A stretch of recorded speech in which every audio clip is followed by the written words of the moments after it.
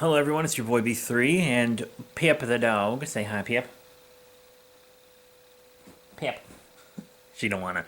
But we're back with another kicking movie reaction review. Today we are doing a film I've been wanting to watch for a while: A Nightmare on Elm Street from 1984. That's the original Nightmare on Elm Street, the OG, the one that started it all, the R-rated smash slash film. It's got 4.5 stars on Prime Video, which is warranted. 7.5 on IMDb. It's about an hour and a half. As I said, from 1984, rated R. The read-up is a classic horror film genre that launched a movie franchise. A pedophile who was murdered by a lynch mob returns years later in terrifying nightmares of his killer's teenage children. Yeah. Freddy Krueger, the iconic burned, claw-handed slasher, the Dream Killer. Very, very cool. I feel like if I was a murdering maniac, I'd probably be a lot like him, cracking jokes and all that garbage. He doesn't really crack jokes in this film, but he does take a perverse pleasure in stalking and killing. Like, he wants you to feel as much fear as possible before he kills you. For sure.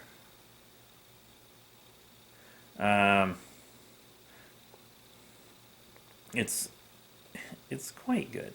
It's directed by Wes Craven, who has a really cool style, starring John Saxon, Ronnie Blakely, and Heather Langenkamp. It's a horror film slasher. Supporting actors Amanda Wyss, Robert Englund, and Johnny Depp. I thought Edward Scissorhands was Johnny Depp's first film, but apparently it was this. I heard that recently. Producers Robert Shea. It's from Warner Brothers. It's got some drug use, but not like illegal drugs, just smoking and alcohol. I didn't catch any illegal drugs. Foul language, sexuality, violence, that kind of stuff. You can buy plenty of physical copies and stuff. It's quite good.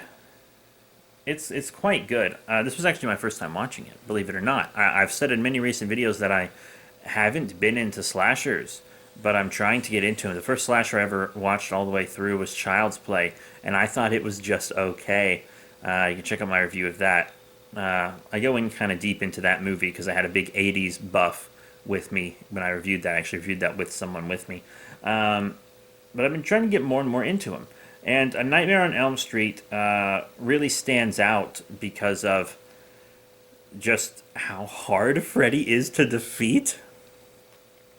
And spoiler alert, I mean, you probably already know all the spoilers. I knew a lot of the spoilers going into this movie just because it's so old and so iconic. But they don't really beat Freddy in the end. Like, he gets his goal. He kills all the teenage children of the people who murdered him. At least it seems that way. I don't know. They might walk it back a little in the second one. Once again, this is the only Nightmare on Elm Street movie I've seen. And I do plan on watching the entire franchise, including the remake. But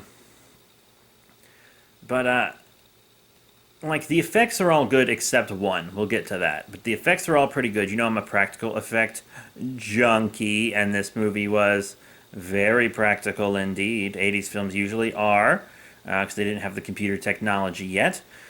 The only effect that really I didn't like was at the very, very end. It's like one of the last things you see. The mom get grabbed by Freddy, and she's grabbed by Freddy and pulled through the little hole on the door, and it looks like shit. It looks like absolute shit, and it really takes you out of it in that final moment. It could have been really impactful if he just burst through the door and grabbed her and pulled her in, and something like that, but through the little hole, it's like this rubber doll of the mom, and it's so stiff the entire time it's being pulled in, so none of her limbs move or anything. It's a bad effect. The rest of the film had fantastic effects, but that one effect really took me out of what would have been an incredibly impactful ending. So, I do agree with the Prime rating, 4.5 stars. There were just a couple things that were that's weird. But, It's a very good movie. Just being taken out of that last shot, and it kind of ruined the final impact of the film.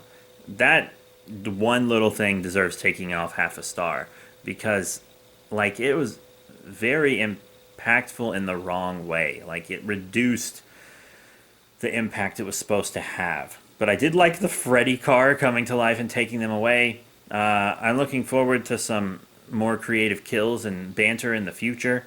It was spooky. It didn't scare me, but the suspense was good. I'm a little desensitized to horror. I'll let you know when a movie scares me, because I recently reviewed Digging Up the Marrow, and that movie scared the crap out of me. But this film didn't necessarily scare me, but the suspense had me on the edge of my seat the whole damn time, and that's pretty great. Great film. A Nightmare on Elm Street, 1984. Fantastic in pretty much every way. A true horror classic. If you haven't seen it, you gotta watch it. So that's it. Thank you all very much for your support. Remember to rate, comment, and subscribe. Check out all the cool links in the description below. Facebook, Twitter, etc. I promise this ending won't be as confusing as the ending to this film. I'm not entirely sure what happened in the end of this film, but I'm sure it wasn't good. Not for the people that are his victims. But that's it. Thank you all once again for your support, and I'll see you all next time.